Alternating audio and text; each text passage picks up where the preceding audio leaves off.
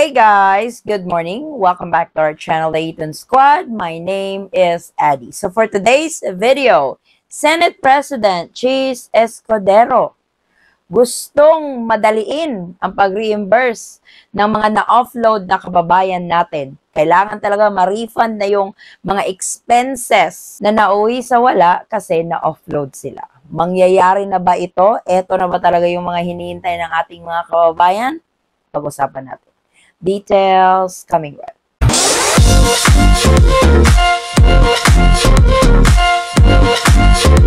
So, few months ago, nag-update tayo nito about sa mga kababayan nating na-offload, hindi talaga nakalabas ng bansa dahil nga sa interrogation during their immigration process. May nag-propose, hindi ko lang matandaan, I think si Senator Cheese Escudero din ang nag-propose nito na kailangan i-refund ng Bureau of Immigration yung mga in-offload nila ng mga pasahero. Kasi syempre, nag-process yun ng visa, bumili yun ng ticket, nag-book yun ng mga hotel, may mga expenses sila.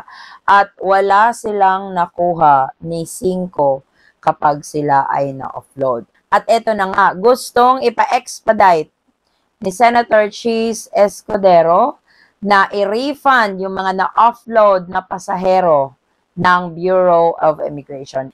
Ito yung panawagan niya sa magiging Bureau of Immigration Commissioner. Doon sa hindi pa nakakaalam, yung dating Bureau of Immigration Commissioner, natanggal na po as head of the Bureau of Immigration. As we speak, wala pa pong pumapalit sa kanya, wala pa pong na-appoint kung sino ang magiging bagong Bureau of Immigration Commissioner. At ito nga ang panawagan ni Senator Cheese Escudero na expedite ang refund ng mga kababayan nating na-offload kasi nga daw sobrang tagal na. Ayon sa press release, Senate President Cheese Escudero is serving notice to the incoming Immigration Commissioner to rush the reimbursement of the expenses incurred by thousands of passengers who missed their flights due to unnecessary delays brought about by the pre-departure procedures of the Bureau of Immigration or BI.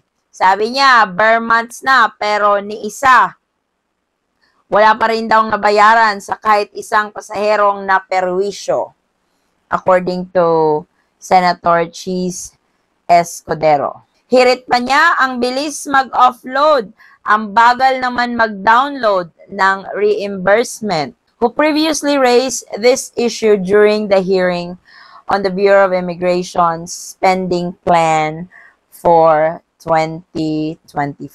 According sa data na nilabas, there's approximately 32,000 passengers offloaded. Sabi nga ni Senator Cheese Escudero, pwedeng punuin ang isang jet dahil sa mga na-offload na kababayan natin. Sabi niya, hayaan yung bansa kung saan sila pupunta ang mag-interrogate sa kanila. Which is, for example, kapag ikaw ay pupuntang US, mag-a-apply ka ng tourist visa, it's under the US Embassy na mag-a-apply ka, magsasubmit ka ng mga documents requirements. Dun pa lang, sinasala ka na. When you are granted for a visa, dugot pawis talaga yung nilaan mo dun.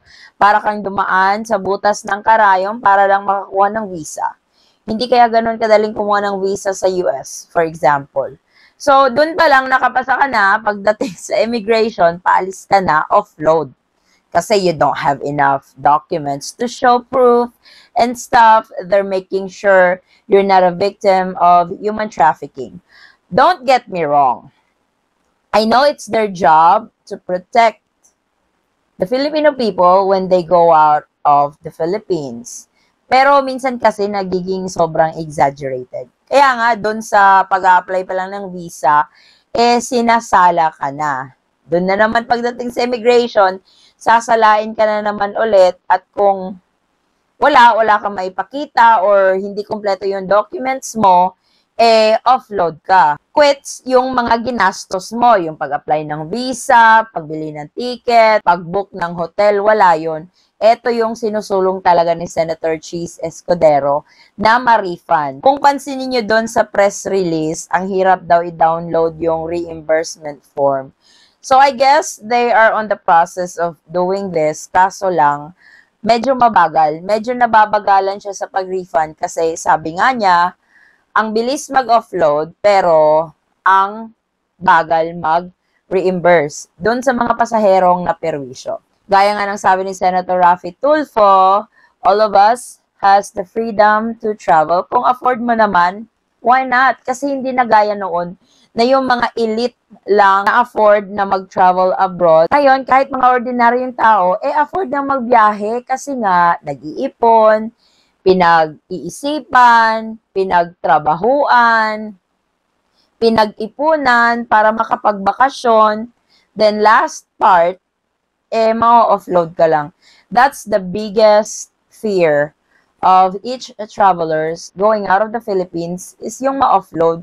Kasi nga, yung gastos na inilaan mo to go out of the Philippines, mapapawalang visa. Kasi nga, hindi ka nakapasa during immigration process. Yung sala ng mga immigration officer. Don't get me wrong, and I don't take this against them in doing their jobs, pero sana naman maging fair. Yung pag-cater ba, each passenger, na maging reasonable naman yung pag-offload. Kung kahinahinala talaga yung isang pasahero na may krimen dito sa Pilipinas, tatakas, ganyan, yun, maintindihan mo pa kung very rigid yung interrogation. Pero kung employed naman, afford namang mag-abroad, magbabakasyon lang talaga, nasasagot naman yung mga katanungan mo, pero kung hindi ka satisfied, i-offload mo. Yung ang bilis-bilis bang mag-offload, pero hindi mo naisip yung part ng traveler kung anong hirap yung pinagdaanan niya para lang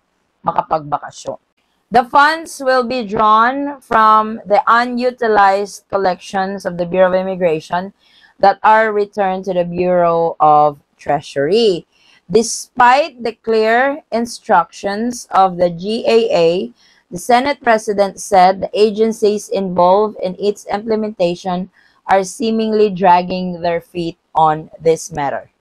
Almost 32,000 offloaded passengers could fill 177 narrow-body Airbus jets. Sa dami-dami ng pinerwisyo nyo dahil sa hinalang biktima sila ng human trafficking, kakarampot lang ang lumalabas na totoong may kaso.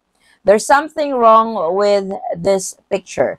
Many of the passengers who were unable to board their flights ended up incurring additional expenses for rebooking their flights, hotel reservations, and food.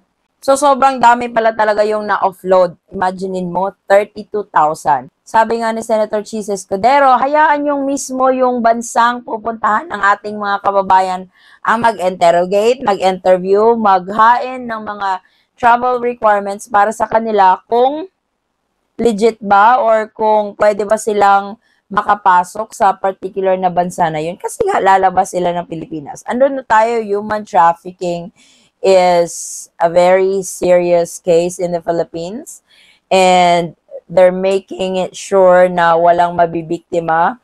But there's still victims of it. May iba naman na nahuhuli talaga. Pero naman, kung kompleto yung dokumento, ganyan, ayoko nang banggitin yung isang opisyal na nakalabas nga ng Pilipinas na walang kadokumento-dokumento, yun lang. Pero yung mga kababayan natin gusto lang magbakasyon abroad, kulang na lang dalhin lahat ang filing cabinet para sa dokumento na ipakita para lang makapasa during immigration process para makapag-abroad. Diba? It's not fair, lalong-lalo na doon sa pinagplanuhan, pinaghirapan, para makapagbakasyon, para makapag-unwind, tapos last part, offload lang. Siyempre, bad trip yun, di ba? At sana magawan ng paraan. At sana nga ma-push ito kasi this is what I've observed in the Philippines. The Philippine government is really fun in making policies, proposing this, proposing that. They have really great ideas on what to propose. But the implementation, putting it in action, acting on it immediately, wala.